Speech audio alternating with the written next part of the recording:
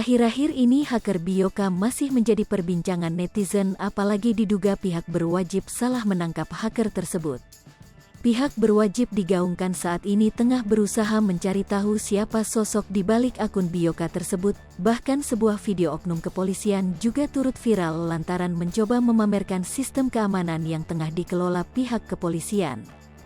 Lewat akun Twitter @arsipaja yang turut membagikan video tersebut, terlihat seorang polisi tengah menikmati segelas kopi sambil memperhatikan layar komputernya seolah sedang mengolah data dalam sebuah server.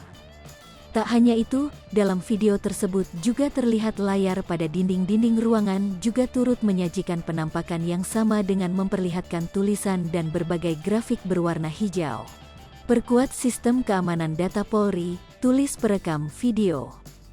Video tersebut lantas viral dan menarik perhatian publik, namun bukannya menuai pujian, oknum kepolisian tersebut malah menuai bulian dari netizen karena mendapati dugaan semua visual tersebut hanyalah video yang diperoleh dari YouTube dan ditayangkan.